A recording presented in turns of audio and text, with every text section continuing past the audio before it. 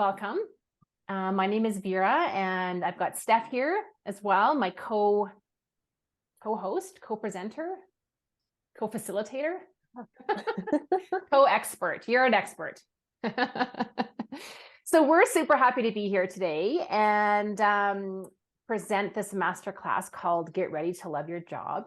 And I know I've been in jobs that I have not loved, and I've been in jobs that have really sucked the living soul out of me. So I know what it's like to be stuck in a job that just is not the right fit, but you know, we all need money and we need resources to survive. So I totally get being in a job that you don't love. I've also been laid off twice.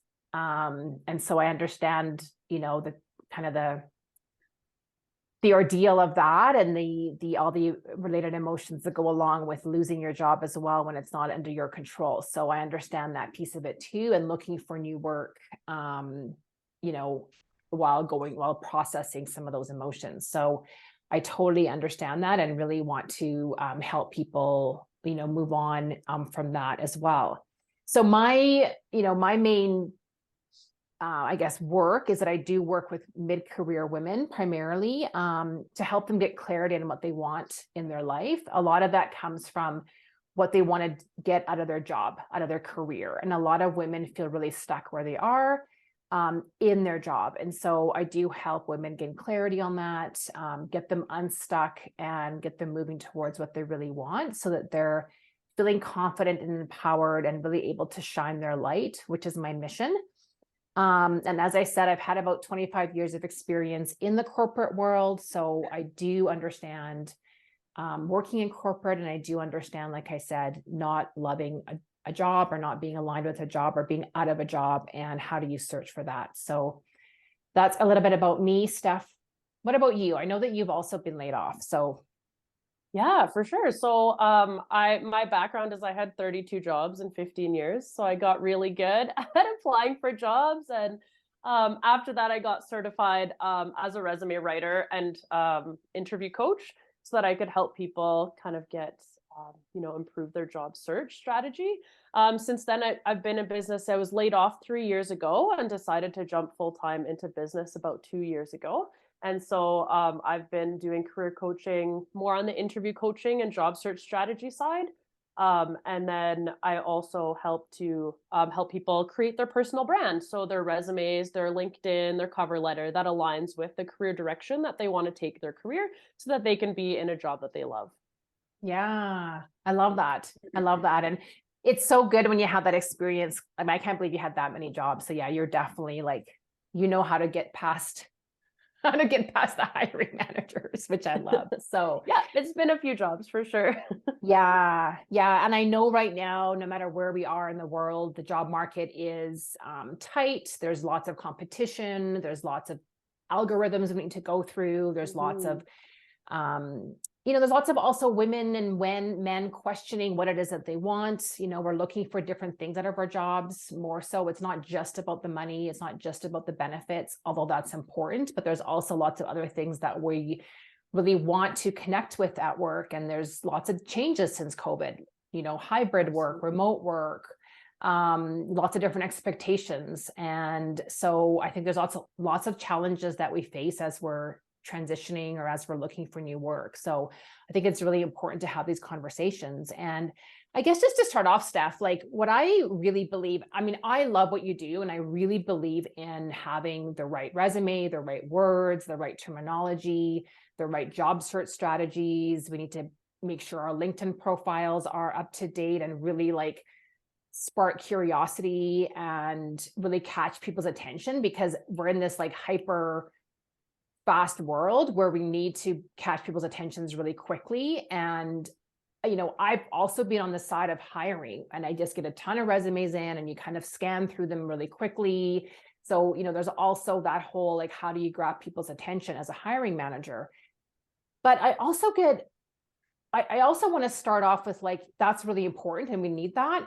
But also, if you don't really know what you want, or you're not clear on what it is that you want, it doesn't really matter how great your resume is or how great your CV is if you're not really clear on, well, what do I really want? What's my focus?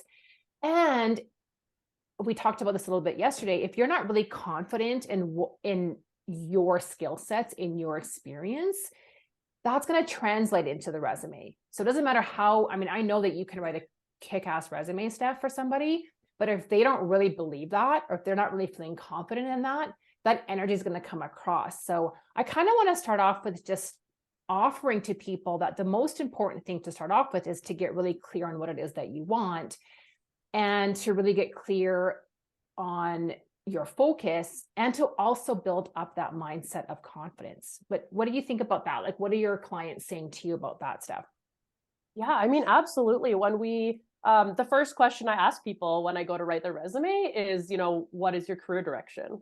And if they don't have a career direction, it can be a lot more challenging to write a general resume because of the applicant tracking systems and everything going on in the job search right now. It's important that you kind of know the direction that you're going so that you can figure out what those keywords are and everything so that you can really target your resume for the positions you're applying for.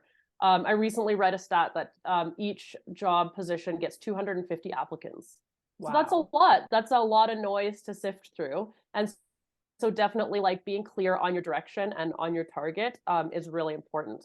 So do you like what strategies do you give your clients to help them figure out their career direction?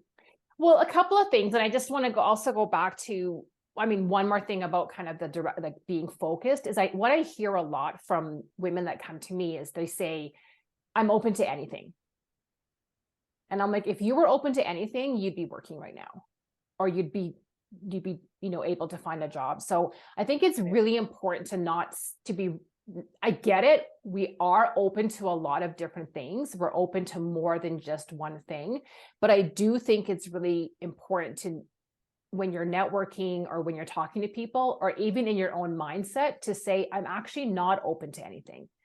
Because what's going to happen is you're going to see all these job postings that are anything, and then you're going to think, but I don't want that. So I think it is really clear, like it is really important to narrow down. The first thing that I advise is to take out a sheet of paper or a Google Doc and just write out the characteristics I want in my new job or in a job. And spend some time writing out all those things. Like, what's important to you in the physical environment, right? Do you want a cubicle or an office? Do you want a remote position, a hybrid position, or in office? What's the commute time going to be like? What are your coworkers like? What's your manager like? Again, you can put in there your salary, your benefits, like all those kind of expectations. But things like, what's the dress code like? All the things that are really important to you in a job, just to kind of help narrow down the characteristics of the job. Maybe the reputation of the company, like what are the values of the company? Do those values align with your values? And if you don't know your values, that might be a good starting point as well, as like figuring out what your core values are. And I find if people are a bit stuck on this, to think about your current situation, your current job or your last job, and write out, kind of think about the things that you really hated or disliked about that job, and write out the opposite of that. So I find that really super helpful, just to kind of clarify, well, this is the type of job that I want. These are the characteristics of the job that I want. We don't often think about that. Sometimes we just go straight to salary, or straight to like, it's in my industry, that type of thing. Right. What do you think about that stuff? Yeah, I mean, that's so interesting. I worked at a nonprofit, and they didn't even have, like, they had a little kitchen, but they didn't even have anywhere for anyone to sit to eat lunch. So it was like expected that you would just take your lunch back to your desk and you just work during lunch and eat your lunch at your desk. And so it was a very, like, there wasn't a lot of employee like friendships or communication throughout the day. It was kind of like everyone was segregated to their own little section of the office, and no one really cross collaborated. And so that was definitely something that some people didn't really care and some people didn't like at all. And so that would be a good indication of like what kind of environment you'd like, if that's something that you like to do, or if you prefer more of that collaboration and building those friendships in your workplace. Yeah, it's so true, because there's no right or wrong. It's just what's your preference and what would really, I guess, light you up the most and give you the most energy. There's no, like I said, there's no one right way for anybody.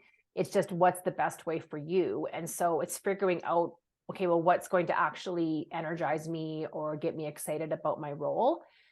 I think the other piece of it too is really figuring out what tasks or responsibilities you really love to do. And so that would be my other kind of strategy, is like take out another sheet of paper or another Google Doc and say, well, what tasks and responsibilities would help me really reach my full potential, or what tasks and responsibilities would I love to do? And you can kind of think about, like, what does full potential mean to you, right? What are your big dreams? What are you really good at? What interests you, right? It doesn't have to necessarily, and what do you love doing, right? Do you love the detail work? Do you love more planning? Do you love meetings? Do you love organizing people? What types of responsibilities do you really want in your job? And it doesn't have to be things that you've done necessarily. It could be things you've done in volunteer work. It could be things you've done at home in your personal life. And I would say think kind of blue sky here. Like, let's not think about what the constraints are, or, oh, I could never find a job that gives me that. Like, let's just write down all the things that you think you would really love in a job in terms of your tasks and responsibilities, just to kind of get you thinking bigger.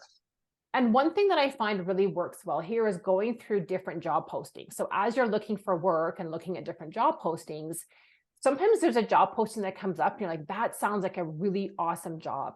And pulling out the job posting descriptions that are really fascinating to you or that you find really interesting, and putting that on your list of, like, this would be something that would really light me up. This would be something that I'm really interested in. And I find actually going through job postings sometimes a really good idea, just to kind of get you thinking around different things that you could be doing or that might interest you that maybe you're not doing right now, that really play to your strengths, that really play to your interests. And like Andrew was saying here, you have to figure out what you're passionate about. So yeah, it's also like, what feeds into your passion? What would potentially build that up?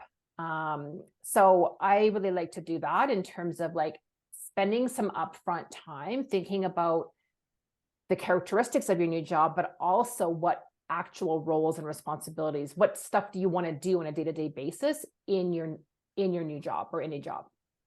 Yeah, absolutely. And when you think about that too, like just when you're talking, I was thinking about it. Or what are those tasks that when you lose track of time, right? Like those are the ones that can indicate that's something you really like doing. If you're losing track of time and you're like, oh, I've been doing this for so long, I almost missed lunch. That's usually an indication of something you're really excited about. So yeah. And it doesn't mean you're going to necessarily find a job that encompasses all that, but it definitely gets you thinking in terms of like, well, this is the types of things that I want. And so when a job comes up, and this is kind of going back to the I'll take anything, we sometimes we think that, and then we start applying to all these jobs. Like, I've had people say to me, like, I've applied for 200 jobs and I've gotten nothing. It's like, yeah, because you're just randomly applying to things that, because you're almost in this scarcity mindset of, I'm desperate to find a new job. And I get that. Like, I've been unemployed to the point where I need to be getting unemployment insurance, and how am I going to pay my mortgage? How am I going to feed myself? I get that. Like, I need a job. But being in that kind of desperate energy definitely comes across. So if you can slow that down a little bit and be a little bit more targeted about what you're applying for, that definitely increases the chance of finding work, or at least getting the interview, because you're in that more focused mindset around, this is actually what's going to light me up. I'm not just randomly applying for jobs that just because I want a job. Right. mm-hmm. And Sue asked here, so should you be selective if you can a little bit in your job search? Yeah, what would you say to that, Steph? Like, based on your experience with your clients, how do you, what's your advice in terms of what do you actually apply for? Yeah, I mean, I think that people can have multiple different focuses, but the key is that your documents and your resumes have to speak to each of those different positions. So the challenge, like I've had people who are, they're an HR major, like they're an HR generalist, but they also like learning and development. And so we actually create two resumes because they're two very different jobs. And so they have one resume for the HR generalist position and then one resume for the learning and development, so that they can kind of hit on both of those. And then each hiring manager feels like they're being spoken to directly. So I don't, in my opinion, I don't think you have to have just one focus and like really narrow that down, especially if you have multiple interests or a lot of skills, Or for people who are early in their career, it's kind of hard to narrow that down when you're just looking for your first or second job early on. So I think, but just making sure that your documents and your branding is focused in the direction of who your audience is. So speaking to the right audience. Yeah, I like Okay, that. thank you. Yeah, I like that. And I agree. I think, it's very few people that have just one focused interest, but I think narrowing it down to maybe 2 or 3 and having, like you said, like a specific resume for that, a specific kind of set of words and language that you use for that one interest. And even when you go out to network or meet with people, or like, one thing I know for sure is we need to also be talking about it all the time with everyone we know, right? Like, I'm looking for work. People want to help, but when people ask me and say, and I say, well, what are you looking for? And they say anything, I will literally send them anything. And that's not super helpful. But if they say to me, I'm looking for, I really want to be in recruiting, or I really want to get into HR, or, I really want to get into tech, like, as it gets narrower down for me, it's a little bit easier for me to send them either to other people, to connect with other people, or send them job postings that are more targeted. So, I definitely think you do need to be a little bit selective in how you do that. So yeah, that's super interesting. I read the book Building a Story Brand a while back, and he talks about how our brains automatically connect with what people are saying. So like when you were talking about bringing your dog into the office, I was thinking about my dog, right? Like we always automatically connect to something in our own life. And so when you can provide someone with like a specific, like, I'm interested in, breaching the HR space, they might think, oh, I know someone who's an HR generalist. I wonder if I'd like to connect them. And your brain automatically makes those connections. But, when you say something like, oh, I'm just open to anything, then is not really anything that the other person's brain can make connections with. So, yeah, exactly. So what do you think is the number one strategy right now, Steph? Or, I know we're kind of in this era of AI and algorithms and getting a resume through all these like filters. How do you advise your clients on that? I think the biggest thing is really diversifying your job search. So as much as I am a resume writer, the resume and applying online is only one part of it. Like you talked about the networking, we can reach out to recruiters. Using LinkedIn, even if you just have a profile and you're not active on your profile, just having a filled out and completed profile can really make a big difference in your job search, because 77% of recruiters use LinkedIn exclusively to find leads.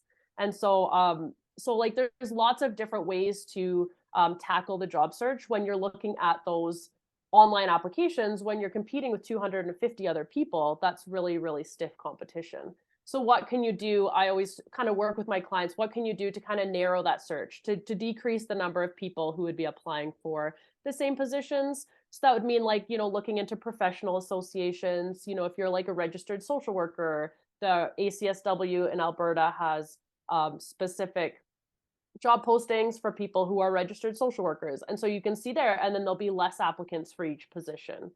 Also, looking on websites of companies you're interested in. Sometimes they don't want to pay to have a posting on Indeed or posting on LinkedIn. So they'll just post it on their website, and then they will send it out to their staff. And they'll say, like, this is the position we have open. If you know anyone, please send them our way. So keeping track of some of the company websites can be really helpful way to kind of find more hidden opportunities. And then just like we were talking about, networking is just like communicating with other people, connecting with people on LinkedIn, creating informational interviews where, if you're looking to get into a new company or a new space, you might connect with someone and ask just how they got into that company, ask some details about their role to see if that might be a fit for you. And then as you build those relationships later on down the road, that might be something that you can leverage to help you get a job. Yeah, I mean, I still think that, and you probably know the statistics better than I do, but most jobs are found through people that we know, or through people 50%. That we get to know, right? So it is that whole connecting with people, reaching out to people. And, interesting story, last night I went for a walk with a friend of mine who I haven't seen in a while, and she's looking for new work. And she said, I said, what are you looking for? And she said, I want like an administrative assistant position. I want it to be in an office because I don't want to be working from home. I want to be organizing company functions. Like she kind of went through like the kinds of tasks that she wanted to do that really lit her up, right? And so it was really interesting because last night I was on LinkedIn for a little bit and I saw somebody post a job that was like exactly what she was asking for. So it was through one of my connections. So I messaged that to her. But if she would have said, well, I'm open to anything, I don't really know, maybe something this, maybe something like that, like it would have been a lot harder for me to know that right away I was going to send her that job posting. So, and it was interesting because this posting wasn't even a job posting. It was just somebody on LinkedIn that was saying, hey, before we post this job officially through official channels, we want to see if anybody in our network knows somebody. So again, that job probably will never be posted because they'll find someone through the network. So it is really critical, I think, to be on LinkedIn, be talking to people, be networking, be reaching out to people, as well as also applying for official positions, right? Yeah, absolutely. The stat is 70% of jobs are got through networking and are not posted online, which is a huge number. That's a huge number of jobs. And so, and then when you are applying online, especially for those like administrative assistant positions, where they can be, not a lot of experience is necessarily required, there can be a huge competition pool. So just making sure, so that's when your resume really does come in as something that is really valuable. Even if you're using your resume in more of a networking sense, it still comes in a little bit later in the networking relationship. And it needs to be really accomplishments focused. So what I recommend to people is they really share how they made changes in their previous work experience. So like, did they, improve processes or increase efficiencies, or did they lead a team? And really just show the value that you've provided in the past. Because if they can see that value that you've provided in the past, then they can paint themselves into the picture and say, this is the value they'll be able to provide me as well. And so instead of just what a lot of people tend to do is just list, kind of their job description, like my job is to answer calls and provide customer service, instead of listing it like that, you say, provided exceptional customer experiences through answering calls and providing a friendly and professional environment for people. So, just like reframing it a little bit more so that they can really, it's not just a list of a job description, it's more of an accomplishments and, showcasing your skills. And what about any metrics? Like, is it important to add metrics in? Like like you said, the accomplishments piece, like showing the potential employer, like you increased something, or you, I don't know, brought in a new process or something like that. For sure. I mean, metrics are super great if you have them, but there's also like, I'm cautious about it because there's also a lot of industries that don't have metrics. Like people who are teachers. I mean, what are they going to say? I increased my student listening by 20%. Like that's not really going to be effective. So, so if you are a very metric driven, company or in a role like sales or marketing, you can really give those metrics and that's super great. But if you're in a role like, administrative assistant, customer service, something like that, your metrics, your accomplishments might be a little less metrics focused and then a little more focused on what you did to increase processes or improve something. And what I really recommend is kind of what you were talking about looking at the job descriptions earlier, is when you're trying to figure out what those accomplishments should be, is just reviewing some of those job descriptions that you're interested in and what kinds of things are they looking for. So what kinds of things do they ask for over and over? What kinds of things are they talking about? What themes do you notice? And those can be the indication of the things that you'd like to talk about in your resume as well. Do you recommend that people also create like a little example, like not necessarily like on the resume, but maybe for the cover letter or for later on in the interview or a conversation where you can relate something, like a little story about what they're looking for to your past experience? Yeah, so when that's more like preparing for your interview. I do recommend people create, they're called STAR stories. Have you heard of the STAR format? But maybe just repeat that. Yeah. Yeah, of course I will. So STAR, the S stands for situation, the T stands for task, A stands for action, and then R stands for result. And basically, it's just a format to answer those behavioral questions. So often in interviews, we get asked, tell me about a time when you had a conflict with a coworker, Or tell me about a time when you made a mistake at work and how did you handle it? Or something like that, where you're expected to draw from your previous work experience. And so what I recommend is that people create 5 to 10 of these star stories. And they can be about anything, anything in your past work experience. Just create like the top 5 to 10 stories. And then what you'll realize is that when you're in an interview, you'll find that your stories will actually touch on multiple different interview answers. So, if you share, if you share an example of a time when you solved a problem at work, that could be leadership, that could be, working together as a team, that could be conflict resolution. There's a lot of different things that could fit into. And so it really gives you, it really helps you stay prepared for your interview really well and allows you to share your top 5 stories, even if they don't specifically ask about that situation. Yeah. Yeah. What about, we talked a bit about this when we were preparing the other day, Steph, around volunteer experience or non-paid experience, or also I find I've had clients that have come to me that have said, I really want to get into this particular industry or this particular space, but I don't really have any direct experience that's being paid for. It's just stuff I kind of do on the side or as a volunteer or off the side of my desk. Like, how do you incorporate that into your resume or into your cover letter? Yeah, for sure. I mean, career transitions are my favorite. I love helping people with career transitions. My favorite story is I helped someone, she had been working in a bank for about 15 years while her kids were young. And now her kids had all graduated. And she was like, now is my time to go do something that I'm really excited about. And she wanted to move into the nonprofit world, but she had 15 years of banking experience and she was sending out a banking specific resume to these nonprofit jobs and she wasn't getting any callbacks. And so when she called me, we worked together and just revamped her resume to be more nonprofit focused. What she didn't have on there was all of her volunteer experience, all the times when she was on a board or she helped fundraise for an event. And so what we did is we just like completely revamped her resume. We put all of the volunteer experience at the top. And then when we looked at her banking experience, we really focused on those times when she was a part of the social committee or when she helped raise awareness for mental health or she did something that was more of an initiative that was focused on the direction that she was planning to go. And then the last thing we did was just adjust the wording. So her wording was very banking focused, like talking about revenue and income and that kind of stuff, which doesn't really resonate with nonprofits. And so instead we changed the words to, funding and, like the mental health side of things and just making it more nonprofit focused that someone reading it would be able to see right away what that person was about and why they were looking to apply for this role.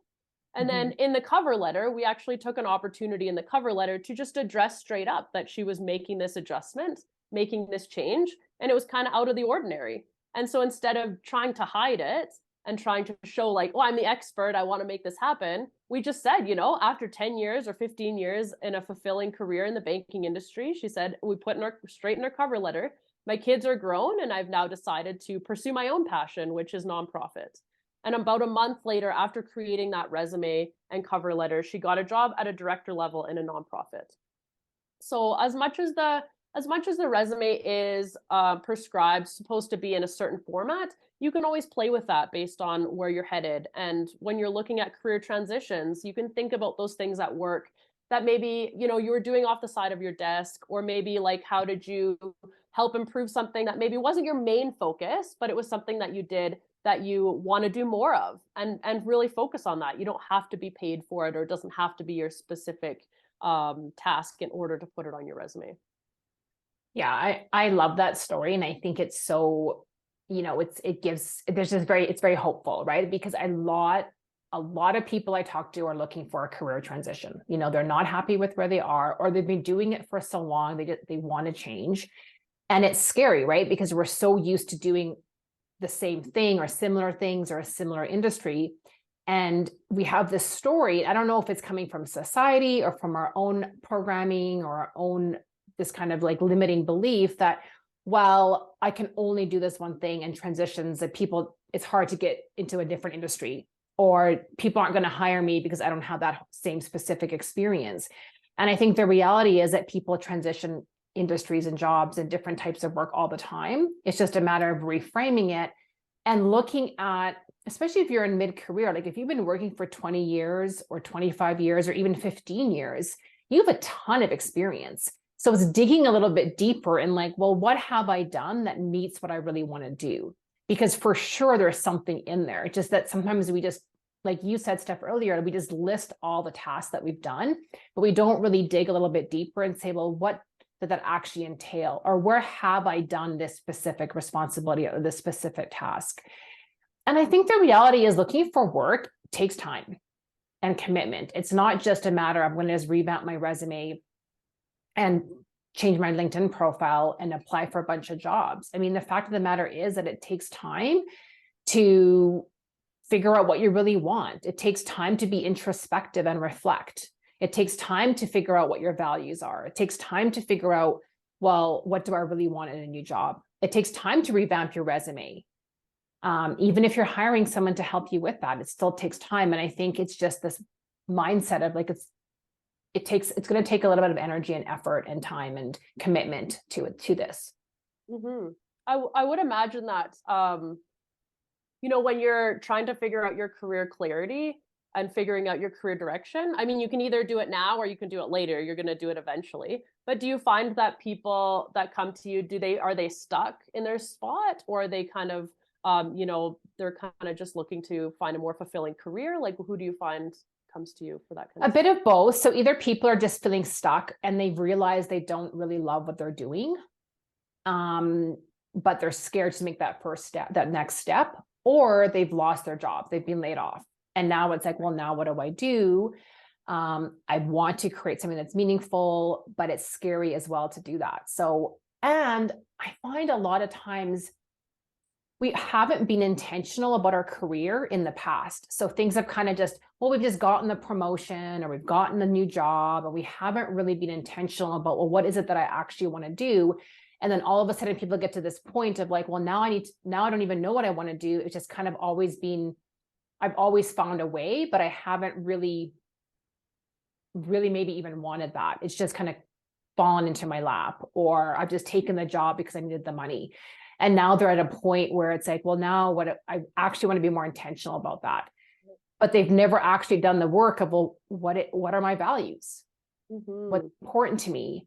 How do I want to feel in the job? You know, what do I actually want out of a job? Especially when we get to a certain age, it's like, well, now I'm at a point in my life where maybe the kids are grown up and I have a little bit more time, like to your story about the banking lady, right? Like now she wants to do something that's different and more meaningful to her, more passionate.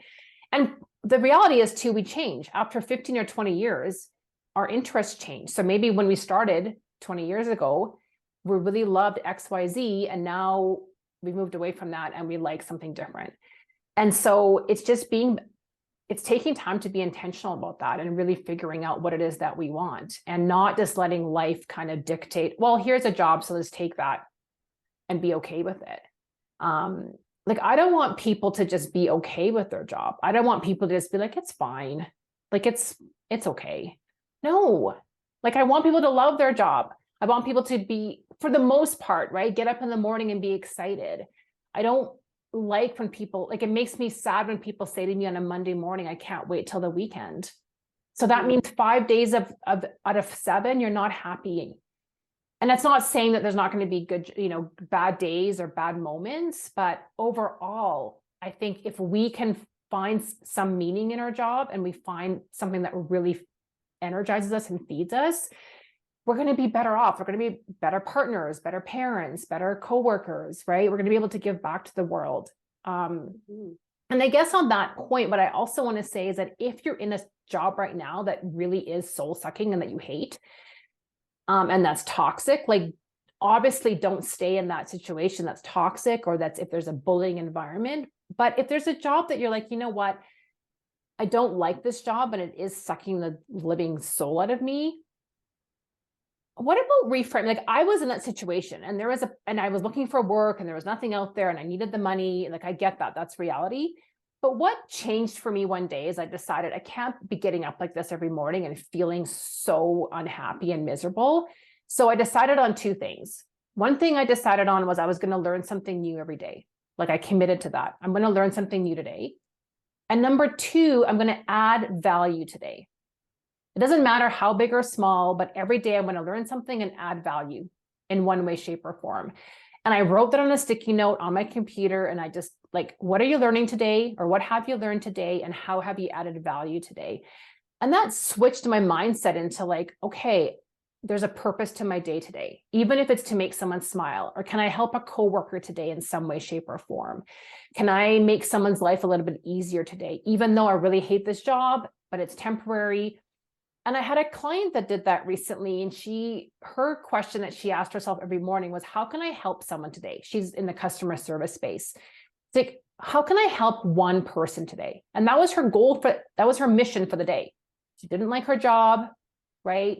But it's like, it made her feel I can help one person. And after a week of doing that, she's like, actually, it's not that bad. I'm helping people. I know what I'm doing, right? I'm adding value to someone's day. And so even though I don't really want to be here for the rest of my life, it's not this miserable existence. Like, you're actually providing some value. So if there's a way to reframe your current situation, I think that's also important, and gets us into this like a higher frequency energy, so that when we're writing our resume and we're networking with people, we're not stuck in this like, well, I hate my life. I hate my job. I'm miserable. It's more like, you know what? I'm adding value. I know what I'm doing. I'm feeling more confident and empowered. And so when you go out and have those networking meetings, or when you write your resume and send it out, it's going out with good energy. And I really believe that that's important. Sending stuff out with good energy. Yeah, I definitely agree. And I think that a really great way to speak to your point too is, if it's not like straight in the area that you're super passionate about, what things can you do in your area of passion that you could bring to work? So I worked with a client who really wanted to get into diversity, equity, and inclusion. So she joined the social committee, and she actually created her own diversity, equity, and inclusion committee. And she like chaired that at her work, and helped that kind of bring this back to her workplace. So maybe the day-to-day job wasn't her area of passion, but she was able to bring that area of passion into her day job. And then you can also include that on your resume when she applied later to her diversity, equity, and inclusion jobs, so that she could do that full time. And so there's always a way to pull the thing you are passionate about into your current workplace to make it something you're really excited about. Yeah, and create your own experience, right? Like in the case of this lady, right? It's like, okay, well, I'm just going to do my own thing and take the bull by the horns and take some initiative and use that as experience for the next job, right? Or on my resume. So I love that. Like, I think there's a lot of different ways to be creative and stand out from the crowd in doing that, and not be stuck in this like stuck feeling, but how can I create some of my own control over things? So yeah, absolutely. What else would you say, Steph?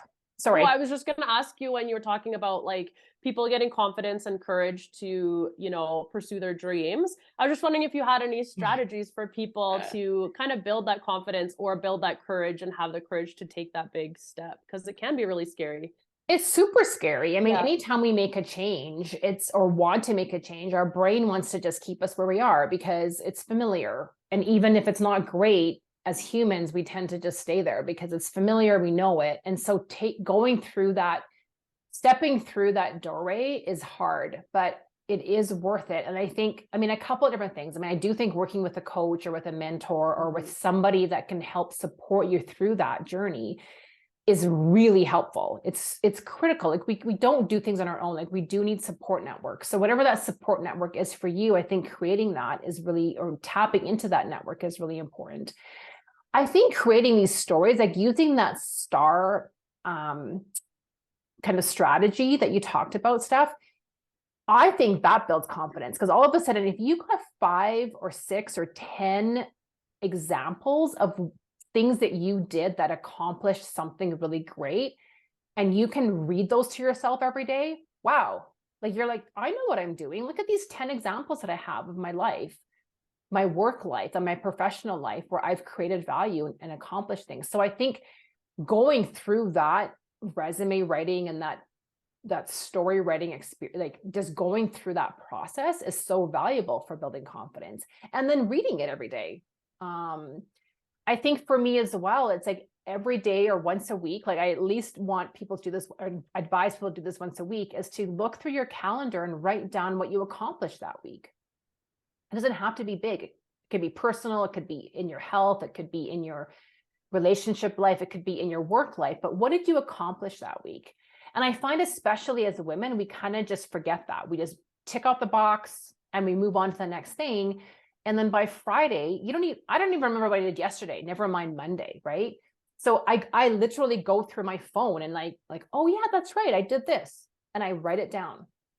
And that builds up your confidence too, that I am accomplishing something, even if I'm not working or even if I'm not loving my job. There's always things that you can celebrate and really acknowledge yourself for, and that builds the confidence up as well.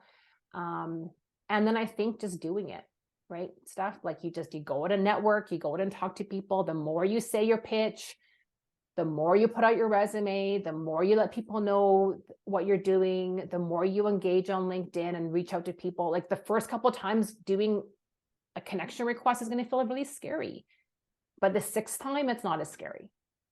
So it's knowing that the first couple of times will be scary and you might make a mistake and it might feel awkward and you might fumble around a little bit. And that's just part of the process.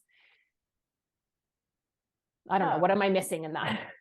No, I think that's really good. I mean, like when I think about resume writing too, it typically draws out a lot of information from people. So when you're asking those questions about their accomplishments and, like specifics about what they've done, a lot of people haven't taken the time to really think about that, right? They maybe, they just coasted through their job, or they haven't really taken the time to really be like, hey, what did I actually do?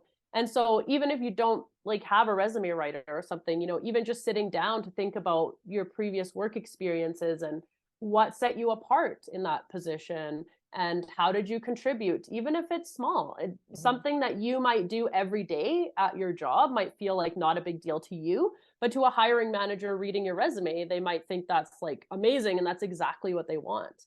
So just thinking about those things that you really have done can really pull that confidence out of you as well. Especially if you're in a job that's been, toxic or negative, it can be really hard to see past that and see. And then so when you really just kind of ignore that side of it for a minute and focus on, what did you do at this job? Even if I had someone who created this amazing product and it was going to be like so great. It took them like 3 months and then leadership was like, no, we're going a different way. But I was like, you can still include that on your resume. You still created it. You still did all the work. Just because leadership decided to go a different way doesn't mean you didn't do the work. And so just getting really creative about it, even in difficult or toxic situations, can really help you build out that resume. And sometimes you might need that external person to help ask questions and just draw that information out of you. But just sometimes just sitting down and writing it out, and then you'll be like, wow, like I accomplished all this. That's often the thing I get after they see the resume. Wow, is that really me? Like, yeah, it is. This is all the things you've done. But we don't often think of ourselves in that way. So it's true. It does take time. Like we do need to dedicate time to do that. And it's not an easy process, especially nowadays with the job market being the way that it is.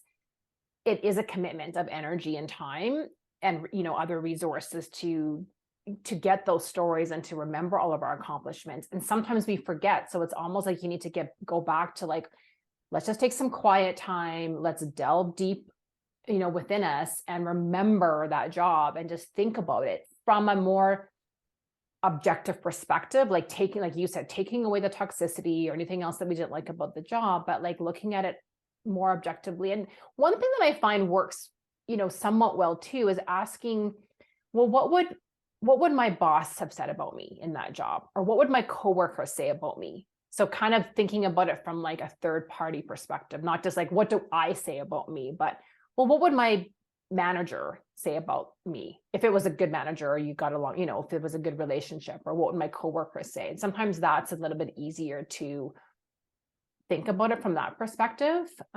It kind of gets out some of the, well, I just do that.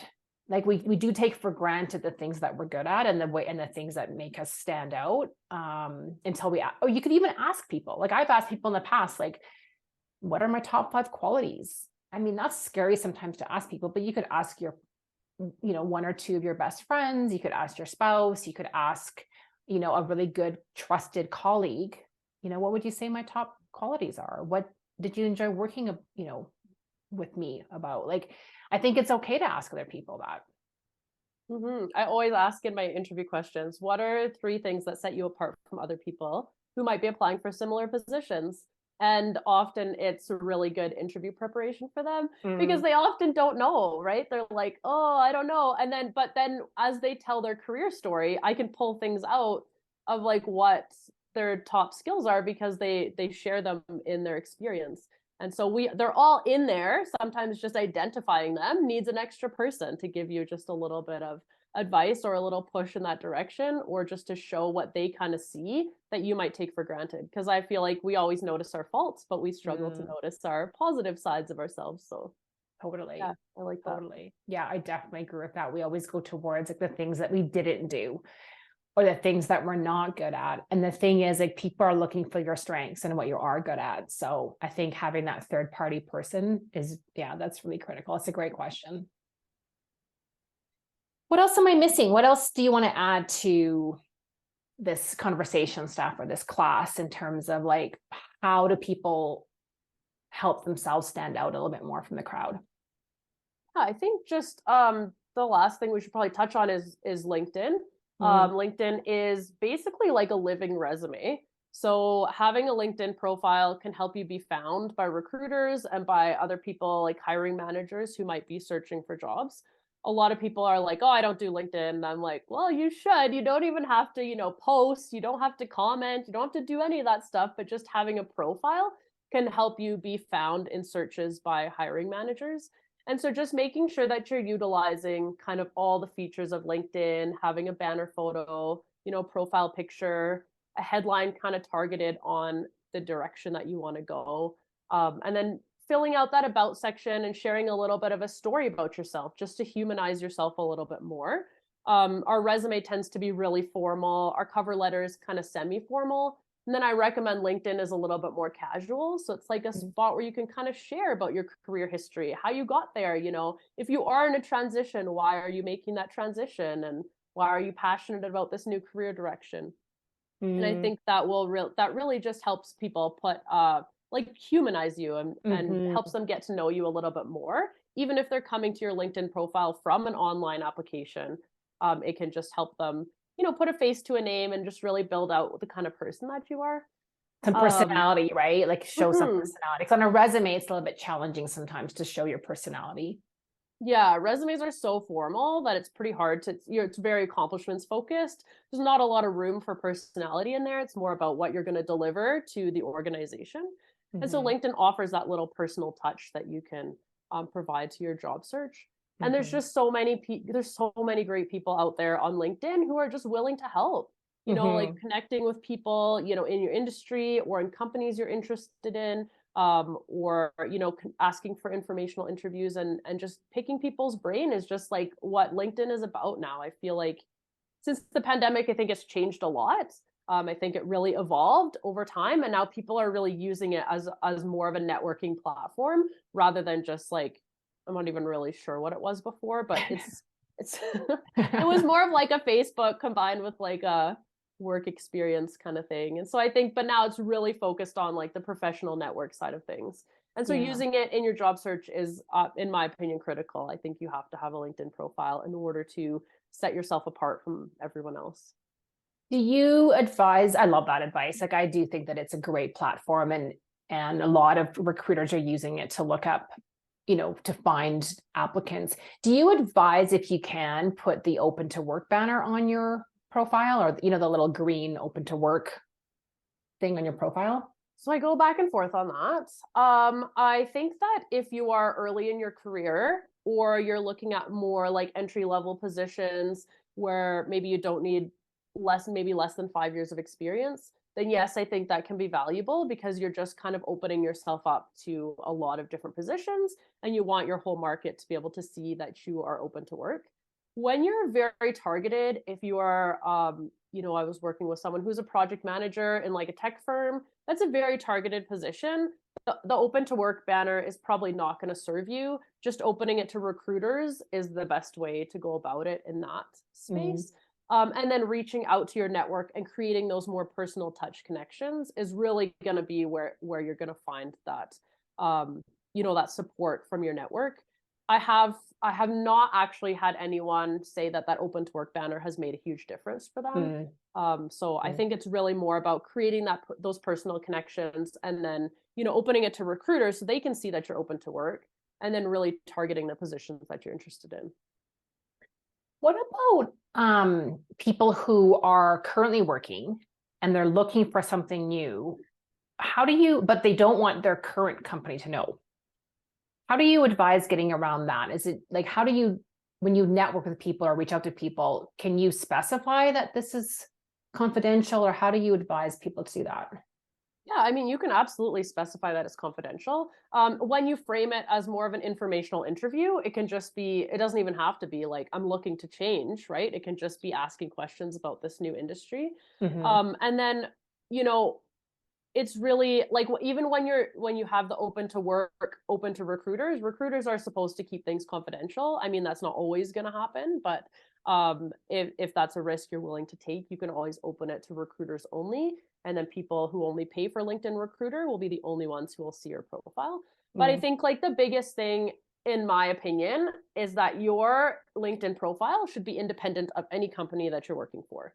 Your headline should never be, I'm a customer service representative at Shopify. Should never say that, because you're not associated with that company. You don't own that company. It's a job. You need to brand your LinkedIn profile to yourself and your goals, not your company's goals.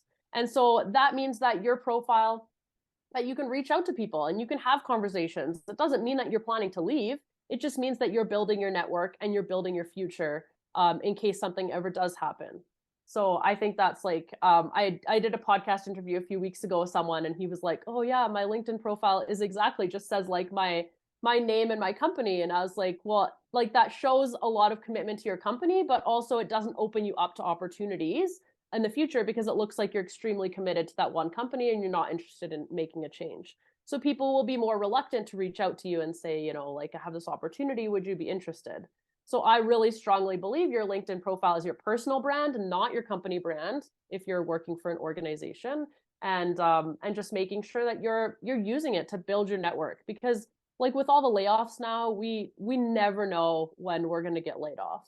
I mean, with like Disney laying off 3,000 people, Shopify, it's been what, like 6,000 people over the past year. I don't know the exact numbers, but your job is never secure. And so you want to be continually building that network so that if an unfortunate situation happens and you do get laid off, or, a really great opportunity comes up, you're prepared and you're ready to apply for those things. That's such powerful advice, Steph, and something I 100% concur with. I mean, we're not our title, right? We're not our job. And it is about personal branding right now. Like, that's the most important thing. And I think that's what sometimes happens and the other thing is that you never know. I mean, there's no loyalty in terms of, you just never know what's going to happen. So being prepared and being proactive and always networking and building your experience and keep nurturing your network is so critical.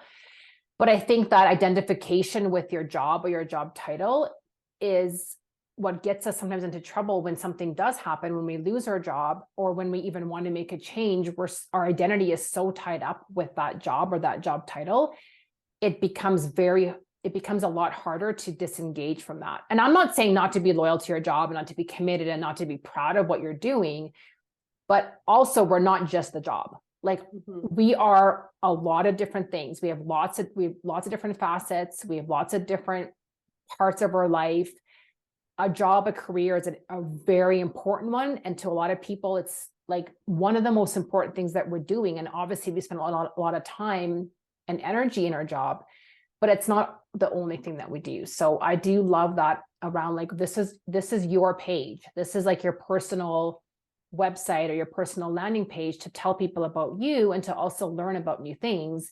And doesn't have to just be about the job. Like, it can be about other things that you're interested in, other activities, other recreational things, or hobbies or interests. And I think that also builds out your personality. Like you were saying before, Steph, around, it's not that when people look on your profile, they get a sense of who you are as a person, not just who you are as an employee. Mm-hmm. Yeah, absolutely. I think that's super important. I Yeah. think LinkedIn can be so valuable, and just having those, it just helps to build more relationships too when you're more human. Yeah. So. Yeah, definitely. Well, we're kind of getting at the top of the hour. So any last parting words of wisdom? No, I don't think so. That's it. How can people get in touch with you?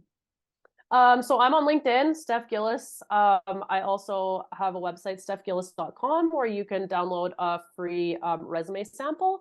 So it's just on the website that says under Avant Career Services. How about you? How can we get in touch with you? Well, same. I'm on LinkedIn as well under Vera Ilnitsky. And I also have a website, practicalwisdomcoaching.ca. And we can send out those links to everyone as well that signed up. So, but yeah, LinkedIn's probably one of the better ones. And we both have podcasts. I know, Steph, you just started your podcast. What's the name of it? Launch Your Purpose-Driven Business. Awesome. Yeah. And mine is Practical Wisdom from a Life Coach. So I think podcasts are a great way to get in touch with us as well and learn more about what it is that we do. Otherwise, yeah, LinkedIn, I guess, right? Yeah, for always sure. around. I'm always open to Absolutely. connections and messages and questions and queries. So, same. All right. Well, we'll just wrap up, I guess. Yeah, thank you so much. It was great chatting with you today. And thanks, Sue. It was great to have you. Yeah, it's great chatting with you too. Bye. Bye.